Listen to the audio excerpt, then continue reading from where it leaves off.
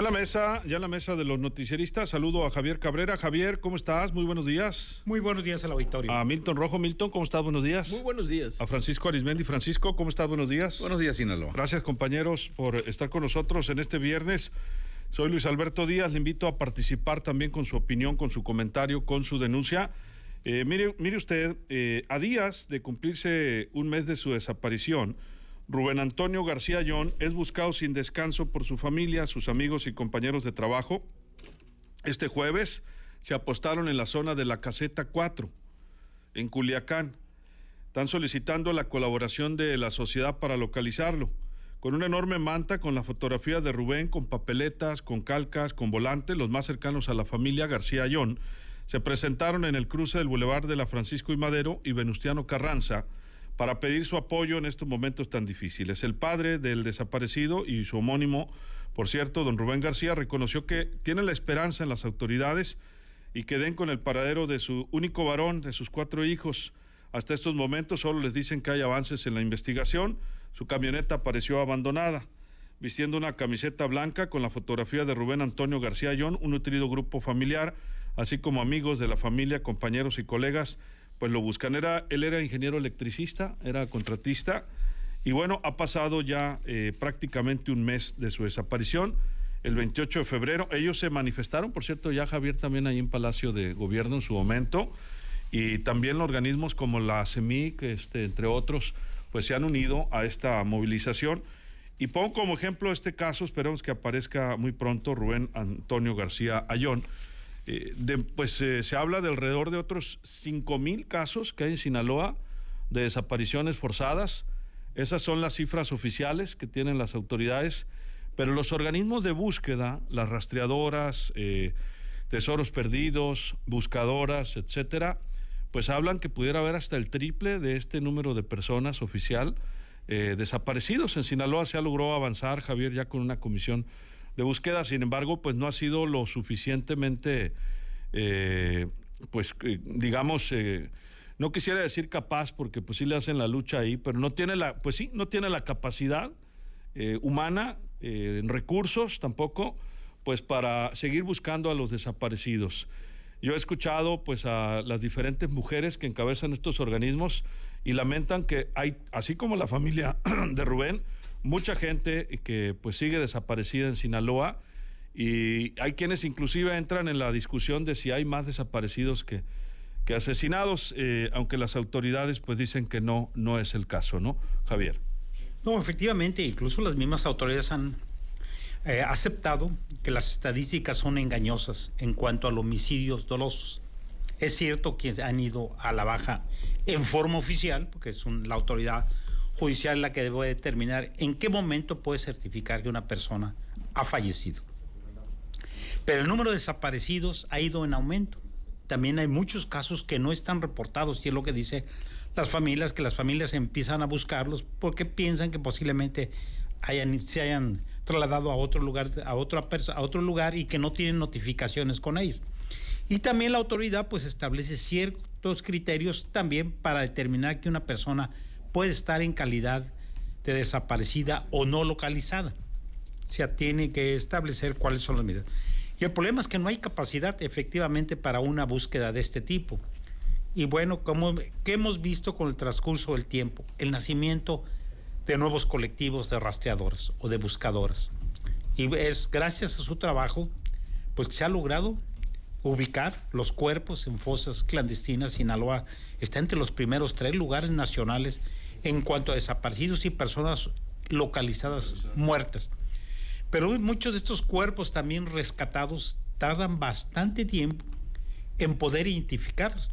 También habrá que decirlo que es un proceso bastante complicado y tiene un costo bastante alto, y Sinaloa pues no tiene servicios forenses en todo el estado. O sea, en algunos municipios tienen que ir a depositar los cuerpos en casas funerarias y ahí hacer el trabajo que tiene que hacer la autoridad judicial. Eso tiene un costo bastante alto, y bueno, lo que estamos viendo es que sí hay una intención de hacer investigaciones, pero es un proceso que no está tan fácil de realizar. Primero, pues tienen que investigar qué sucedió con las personas que se han desaparecido, dónde pueden ubicarlas y cuántas de ellas han sido ya localizadas, algunas vivas, y algunas se presume que están muertas porque no han sido identificadas. Es todo un grave problema. Hemos visto que el nacimiento de esta comisión de búsqueda, bueno, pues cuando nació, por el presupuesto era muy reducido. Sí. Y bueno, este organismo ha habido también controversias, ha habido cuestionamiento de las rastreadoras, incluso pues ha habido no entendimiento del grupo de rastreadoras y estos organismos ya autónomos pero gubernamentales que no han podido trabajar conjuntamente. También se ha metido la cuestión política en estos organismos. O aquí lo que se tiene que hacer es trabajar en forma conjunta, pues dándole todo el apoyo necesario. Ya vemos que muchos de estos colectivos se quejan que a veces no tienen respaldo de la autoridad, que a veces son amenazadas. Sí, el tema no y en solo algunos material, ¿no? Aquí en Sinaloa por lo menos sí ha habido ya casos de rastreadoras que han sido amenazadas y en algunos otros estados de la República desaparecidas de personas que han ido a buscar a sus hijos, a sus esposos o a algún familiar. Es una situación bastante complicada que se tiene que trabajar en ello y bueno, pues esperemos que las autoridades junto con la sociedad pues puedan hacer un trabajo conjunto. Sí, pues está el caso de la señora Sandra Luz, ¿te acuerdas? Sí, pues que ella buscó a su hijo. Detuvieron al presunto homicida que costó bastante trabajo porque la policía judicial en ese momento no quería intervenir, tuvo que mandar una unidad muy especial, el entonces procurador de justicia, lo detuvieron, pero hay que recordar también cómo salió. Y el Tribunal de Justicia del Estado no ha esclarecido muy bien qué sucedió ahí. ¿Qué sucedió? Así es, Javier. Milton, ¿tu punto de vista? Bueno, tenemos este contexto que se da a partir de la guerra del narco con Felipe Calderón, que empieza a militarizarse la seguridad y a medida que se van poniendo presión en las estrategias de seguridad, por alguna razón empiezan a manifestarse ciertos efectos de ese tipo de guerra. Uno de ellos es el de las desapariciones forzadas, que eso nosotros en México lo escuchábamos antes por la Guerra Fría, cuando ya sea en las dictaduras o en alguna parte del proceso histórico del país, pues a alguien que no tenía la ideología política del régimen y que trataba de ir en contra de las ideas del régimen, pues si era muy peligroso, pues lo desaparecían y punto. Entonces, en otros países como en Argentina, hubo más de 30,000 desaparecidos cuando la dictadura de Videla y de toda esa junta militar. Entonces, recordemos aquel juicio donde dice el juez ya nunca más y da el malletazo.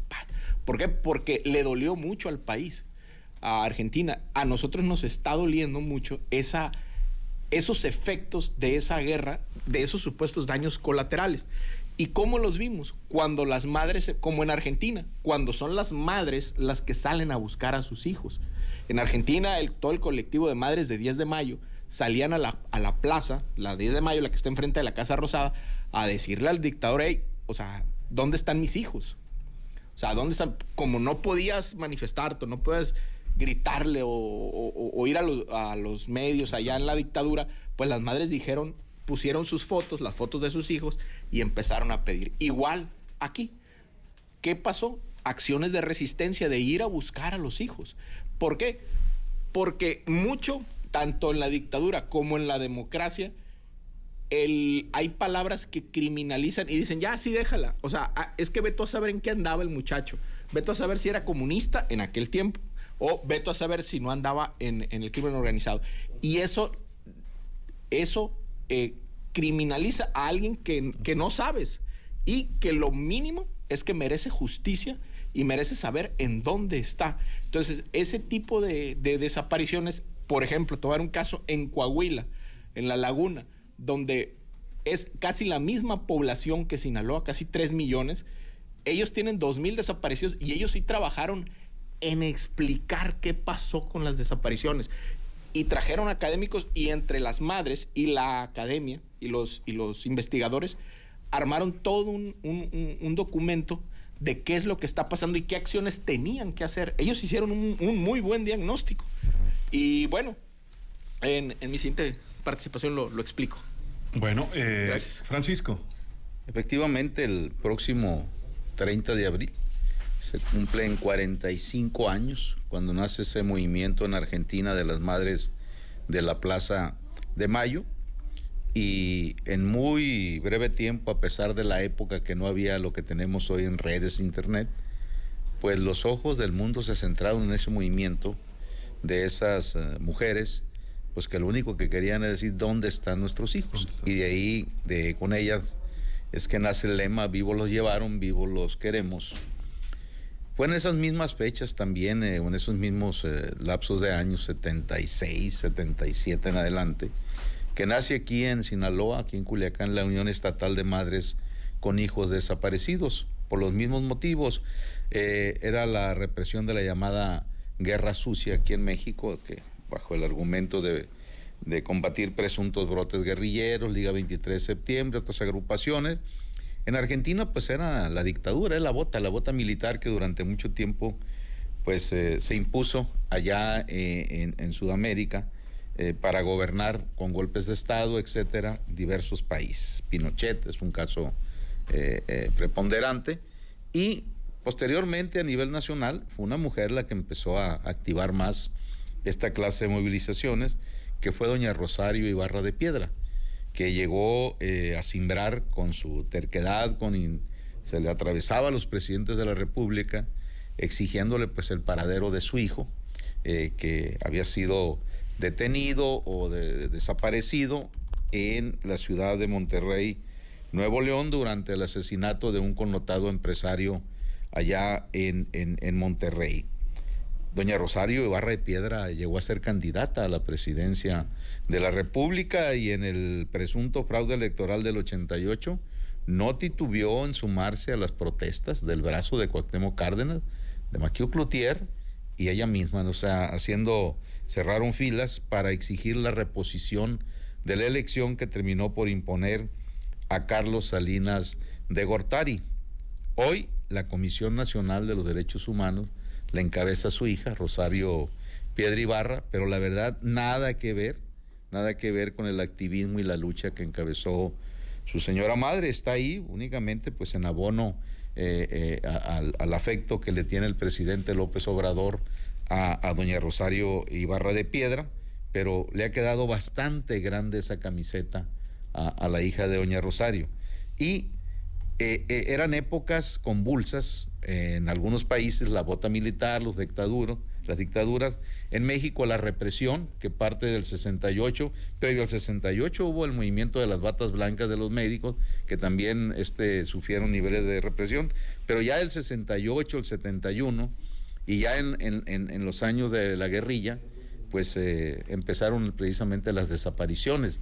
Hoy, en los tiempos modernos del México hoy, la mayor parte de las desapariciones tienen que ver con el crimen organizado y con las corporaciones policíacas de diferentes niveles. Sí, depende de la época, ¿no? Que estamos viviendo en los últimos años. Efectivamente. Una época hubo muchos levantones, como le decimos aquí, Javier, en los que intervenían policías.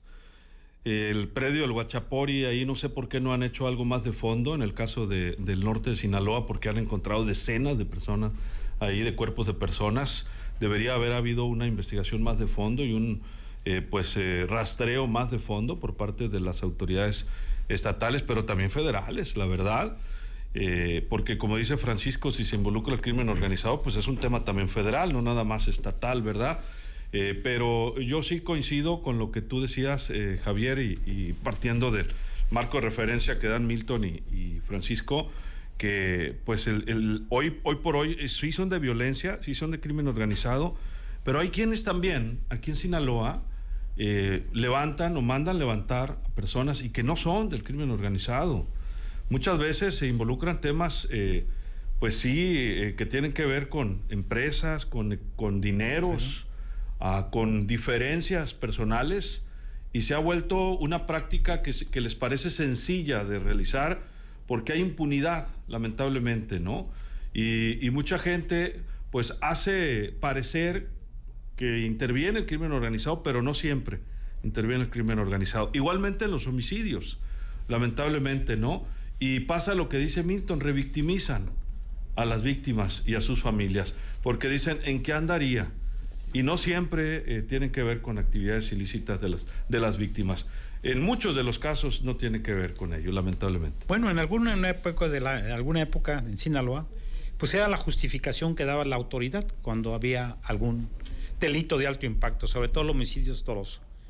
Y bueno, pues lo primero que empezaban era a investigar a la víctima y a la familia. Y bueno, pues la familia me lo decía, ¿sabes qué?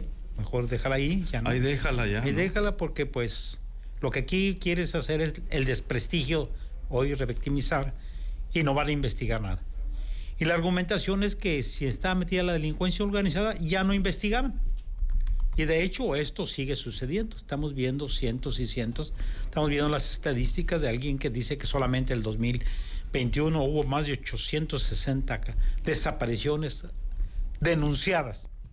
Porque también hay otro tema. No hay casos que no se denuncian, pero que sí vemos en redes sociales que las familias los están buscando y están solicitando a la población que les ayuden a aportar a localizar algún tipo de familiar. Sin embargo, si consultas con la autoridad judicial, pues dice la judicial, aquí no tenemos ninguna denuncia, pues no podemos actuar porque no hay una presunción que esto esté sucediendo.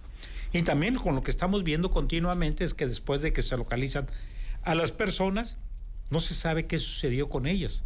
Nomás se dice que ya están localizadas, que están sanas y salvas. Con las alertas Amber y las Alba, ¿no? Y sobre todo que estamos viendo que el número de mujeres ha ido en aumento en desapariciones también. Es muy alto el número, y de adolescentes, de ambos sexos. Y que no se sabe efectivamente de los motivos de que esto está sucediendo. Y cuando son localizados, a veces no se conoce también, y las estadísticas pues no se conocen oficialmente de cómo va Sinaloa en este tipo. Y lo decía hace unos momentos también con los cuerpos que son rescatados o los restos que son rescatados en las fosas clandestinas por las rastreadoras, pues el proceso de poder identificarlos lleva bastante tiempo.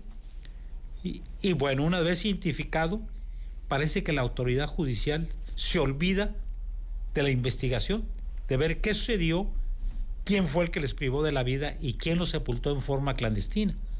Y lo vemos con muchos casos, y uno de ellos es de Mirna, ¿no? La fundadora de estos grupos de rastreadoras, pues que sí dijo, me tranquilicé cuando encontramos los restos de mi hijo, después de muchos años, pero hasta la fecha no se sabe qué sucedió con ella. Hay muchas versiones, y también pues hay sospechas que podía estar involucrada corporaciones policíacas, y yo que recuerde, solamente hay un proceso en los últimos 10 años de 2 policías vinculados a este delito de desapariciones forzadas y ya sentenciados en el norte de Sinaloa. Así es, dice Martín Angulo, buenos días, la víctima es el primer indicio de la investigación de un delito. Gracias, Martín. También, bueno, en Ahome y en El Fuerte hubo muchos levantones relacionados con corporaciones policiales. Sí, que nomás hay dos policías 10 años, detenidos.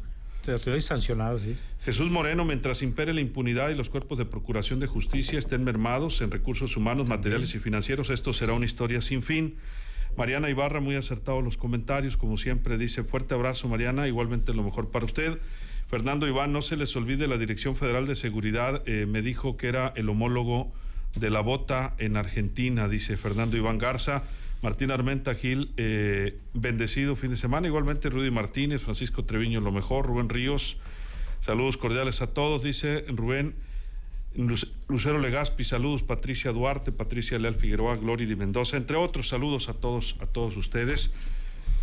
Milton, tus conclusiones. Nomás precisar algo, Sí. Más que la Dirección Federal de Seguridad, cuando la crearon, le decían el FBI de Huarache. Así decía Miguel Alemán, eres el FBI de Huarache. Ahondando en lo que comentábamos, los académicos en Coahuila dijeron, es que no puedes definir algo que está pasando si no sabes. Entonces, eso muchas veces te puede llevar a la parálisis o al miedo. Cuando de repente empezaron a ver las fosas, dijeron, o sea, los desaparecidos dijeron, ¿qué está pasando? Entonces ellos empezaron a analizar todo el proceso económico que vivió la laguna, cuando se les seca el río Nazas, la lechera Lala, toda la cuestión de la mezclilla que se les va. Entonces ellos empiezan a analizar y ven que llega el crimen organizado, se sienta, se viene la guerra, y bueno, empiezan a ver cómo mucho joven de la periferia entre 18, 17 a 30 años, empieza gradualmente a desaparecer. Y las madres empiezan a ir a las autoridades y las autoridades no, les dicen que no. No acusan recibo. No acusan recibo. Entonces, ¿qué tienen siempre los jesuitas? Los jesuitas tienen algo, leer la realidad social lo más cruda que sea y decir las cosas tal cual. Entonces, ellos empezaron a estudiar esa situación y han ido, las madres, de una manera u otra, han ido encontrando en esos colectivos, pues salen y buscan. Y él se llama, creo, Provida, se llama el colectivo de ellos. Entonces, ellos salen y buscan todo, un día a la semana se lo dedican enteramente a salir a buscar. Y va el ejército y van todos, pero ellos en su rollo, ¿no? O sea, ellos nomás cuidando, no agarran una pala ni un wingo, Francisco, los del ejército. Según hacen como que van y cuidan. Las que van y trabajan son las madres y los padres y los hermanos. Entonces, ellos salen, igual como aquí, ¿no? Que hay toda una estrategia de búsqueda. Pero ellos sí entendieron qué era lo que estaba pasando y fueron estudiando ese proceso. Entonces, y muchas veces visibilizaron el tema y dijeron, es que fulano, mangano, y decían nombres de autoridades y todo, y acusaban y enfrentaban a la gente. Entonces, ellos fueron explicando qué es lo que pasó para que ya no vuelva a pasar. Nosotros, de una manera o de otra, aquí en Sinaloa, por las raíces y la cuestión económica muy polarizada y muy encapsulada, donde faltan competencias, ¿cuál va a ser la oferta empresarial más adelante para los jóvenes que no sea el crimen organizado? Sí, es que guardadas las proporciones y de manera muy impactante aquí en Sinaloa, todo esto que ustedes narraban ocasionó el nacimiento de estos colectivos que van un día sí y otro también, dejaron sus actividades, sí. mujeres, pero ya también muchos hombres, para buscar a sus hijos. Y eso pues llevó a que bueno que se crea esta comisión aquí en Sinaloa. Qué malo que todavía no tienen la capacidad, gobierno, y me refiero a gobierno en los 3 niveles, pues de, número 1, prevenir, Francisco, estas desapariciones, o número 2, investigar o encontrar a las personas desaparecidas. Se ha avanzado, ¿no? Con las alertas, como dice Javier, también de búsqueda, muchas veces sí son útiles y aparecen las personas, o se aclaran que no todos son levantones, o que no siempre están mal esas personas desaparecidas, pero no es suficiente, lamentablemente. Sí, de hecho, cuando toma posesión el presidente López Obrador, él marca como su prioridad y designa a Alejandro Encinas como su secretario de Gobernación, enfocado principalmente a la búsqueda pues de cientos de miles de desaparecidos que hay en el país. Y dijo, el recurso en esa área va a ser infinito, lo que se ocupe. Bueno, Rocha Moya también, ¿no? Fue de las primeras actividades. Efectivamente, ¿no? Y ¿qué es lo que ha ocurrido? Pues no solamente no se han dado los resultados que se esperaban, porque pues estamos hablando de la búsqueda de desaparecidos de los 70 para acá. Y ¿qué es lo lamentable? Que se siguen incrementando las desapariciones. ¿Por qué? Por esa mezcla crimen organizado y, desde luego, complicidad de muchas corporaciones policíacas. Y ahí está, es inimaginable el dolor de una familia, pues que no solamente le desaparecen a un miembro de esa familia, sino que, bueno, ¿dónde está? ¿Dónde quedó? Y es el espíritu maternal el que ha movido, pues, a ya 2, 3 generaciones de madres en la búsqueda, primero unos de sus hijos, otros de sus nietos, etcétera. Pero el problema sigue. O sea, sigue, y por lo que vemos no hay todavía una estrategia para frenar esto. ¿Por qué desaparecen a las personas? No sé, porque a lo mejor piensan que al no haber prueba de los cuerpos, etcétera, no hay delito que perseguir. Cabría de recordar aquella desaparición allá por los rumbos de San Ignacio de Nicholas W. Rock, ¿no? Un académico estadounidense, y en ese tiempo decían que era amigo hasta el presidente de Estados Unidos, que era George Bush, me parece, padre, ¿no? Y ¿qué es lo que ocurre?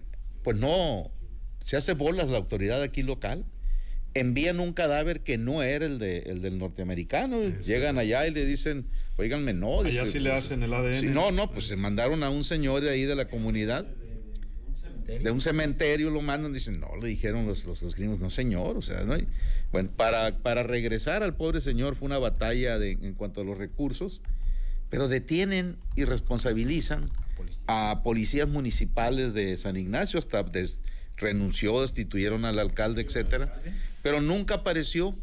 Al tiempo, al tiempo, perdón. Nunca aparece en ese momento, en la consignación aparece el cadáver de Nicholas, pero al tiempo aparecen sus restos porque donde lo habían sepultado, con las lluvias y todo eso, fue desmoronándose ahí el área donde... Y apareció, pero ya habían salido absueltos los policías que a lo mejor nunca fueron culpables, etcétera, que por cierto los defendió el finado Jesús Michel Jacobo.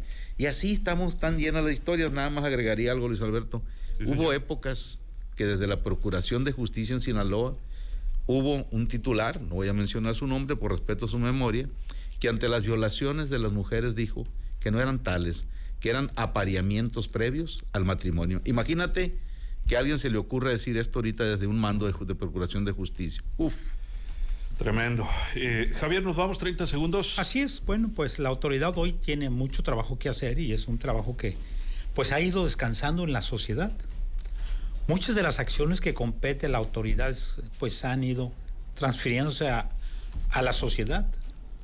Y estos colectivos pues son los que están haciendo el trabajo que debía de hacer la Fiscalía u otras instancias. Pero lo que se desea es que haya la prevención, porque ese es otro tema de la prevención y de la búsqueda que se tiene que hacer rápidamente de las personas que pues se dice que pueden estar desaparecidas. Así es. Muchas gracias, Javier.